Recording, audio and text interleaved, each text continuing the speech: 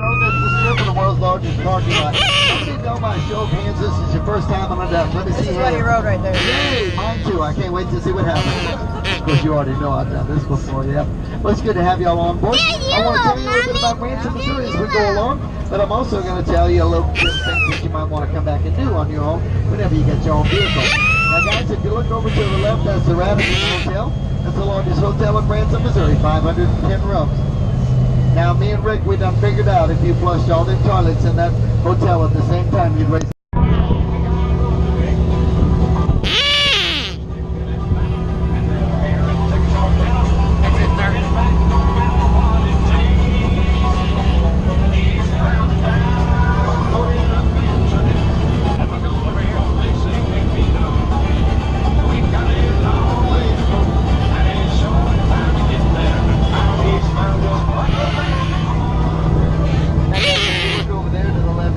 You'll see what we call Condo Valley. In the 1980s and 1990s, timeshare came to Branson. They built hundreds of thousands of millions of timeshare condos right over there. You know, me and Rick, we're laying ladies and gentlemen, 75 miles from here. The dam is 1.25 miles long. You're looking at over 60,000 surface acres of water. The part of the dam that we're on is all landfill rock and dirt. That's not that big. 3.1 million cubic yards of rock, dirt, and fill. The concrete portion of the dam is 1,234,000 cubic yards of concrete. Over 2.5 year period, 24 We're going to go in the water at some point. This is a hydro dam, ladies and gentlemen, producing electricity for 5 surrounding states. Interestingly enough, Missouri is not one of them. We got Taneycombe on this side, we got Table Rock on this side. Table Rock Lake, 88 degrees water. Taneycombe, 48 degrees on the water. I'll explain a little bit about that on the way back. It's a big difference, 40 degrees. Yeah. The deck of the dam right here is 1,197 feet across. Right over here, on your right, Louis Short Visitor Center.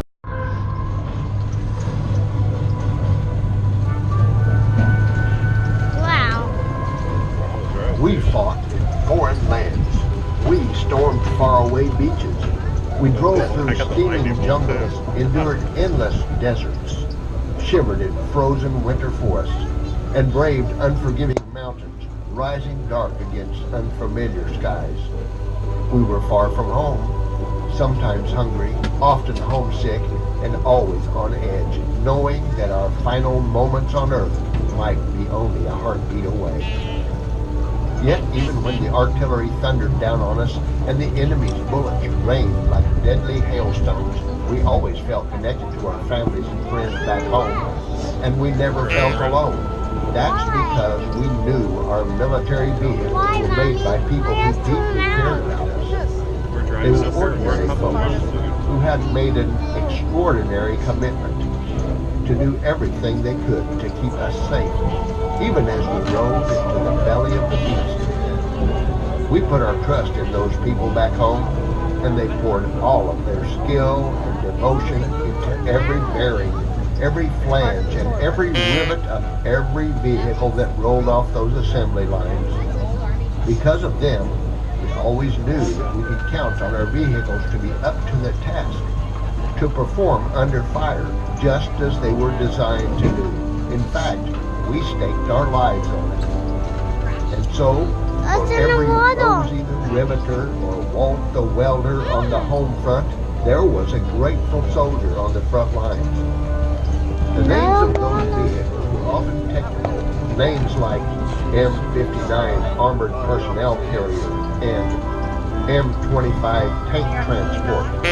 Others had names that were odd or downright comical. The M76 Otter, the M29 Weasel, the Gamma Goat. But in our moments of greatest need, on the cratered battlefields of the Italian front, on the deadly beaches of Normandy and Guadalcanal, through the sniper-infested rice paddies of Korea and Vietnam, they were our chariots, our steeds, our shields, and our swords. For we were the war fighters, Some sitting on top. and these were our fighting There's no land. machines. See it? You know well the name of some of the manufacturers. Yeah. Chevrolet, International Harvester, Pontiac, Studebaker, Cadillac. Others may not be so familiar. Consolidated Diesel Electric Those Company, black and top. Pacific Car and Foundry, White Motor Company. Yet, their fighting machines had one thing in common. They were all made in America, infused with American pride and honor, and designed with one overpowering purpose in mind: to help our brave fighting forces defend America's freedom and liberty against some of the greatest threats of the last century. The vehicles came in every shape and size, though they were mostly the same color. Often form followed function, with the purpose of the vehicle revealed in its design.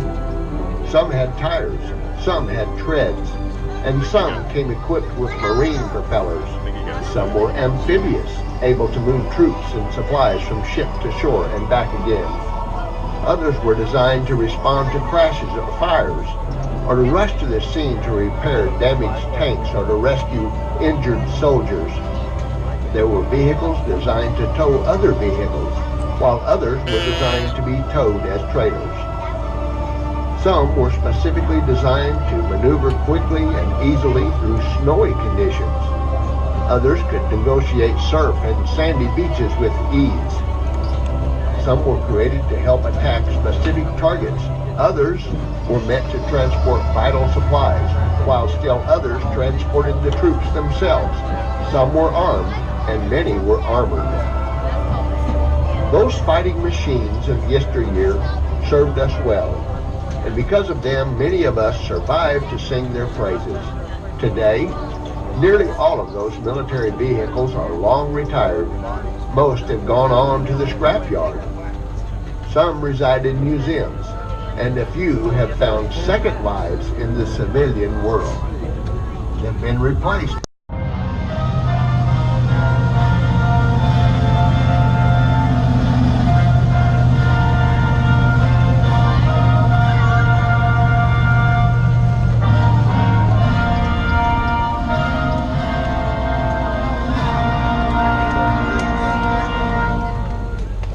Folks, we're 1,354 feet. Yeah, absolutely. We're 1,354 feet above sea level. And guys, we are so fortunate. Look ahead of us. We have a clutch of Arkansas eagles flying around right in front of us, folks. Yeah, they're also called buzzards, by the way. Yep, that's right. Well, it looks like we've got a bunch of weather moving in, so we're not going to dilly-dally a little bit. Folks, I'm going to stop here long enough for y'all to take a picture. I'm going to get us on the lake before that weather hits so we can make sure we get our lake time in, guys. If you look over to the left, that is Highway 86. By the way, I'm going to tell you something. We got the best driver in the whole world. When we pulled up. And guys, as we make our way down to the water, I'm going to ask you to hold on to your small children.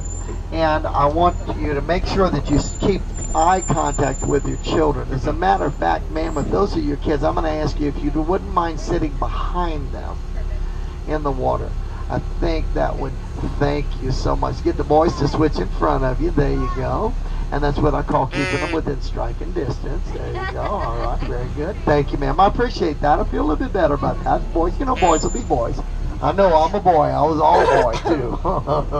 Tell you a story about a railroad trestle one of these days. Walked a mile down a railroad trestle when the train was coming. Yeah, and I was in the middle of it. And there wasn't no place to go. I'll tell you a little story about that. I was hanging from the trestle. So I was 8 years old. Folks, that's what you call an old boy right there, let me tell you.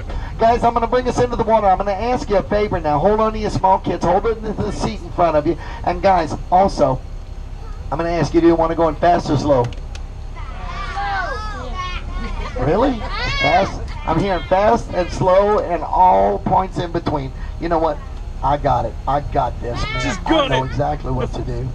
I know how to handle this. You just hang on there, buddy. When you go in the water, it's going to feel like this. So put your hands up here and brace yourself. Duck number 19 preparing to enter the water north of the showboat Branson Bill, White River Land. Is there any incoming or outgoing traffic? Okay, guys, looks like we're free and clear to go. I'm going to ask you now to hold on to your children. Hold on to anything that you care to keep, because here we go.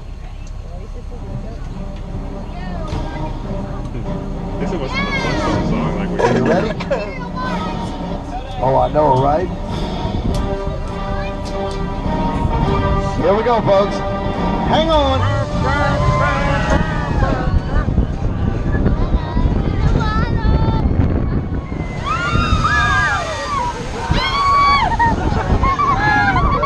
Ladies and gentlemen, welcome to Table Rock Lake. The captain just took a bath.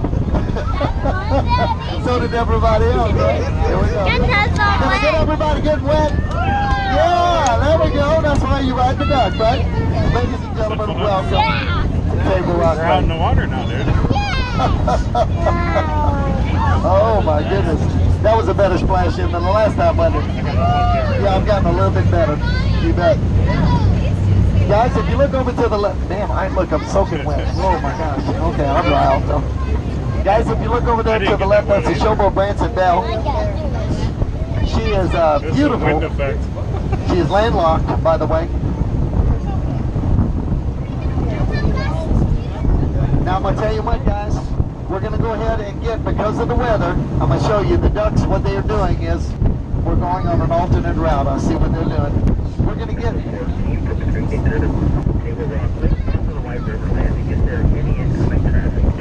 because of the winds, we're going to go ahead and go this route, okay?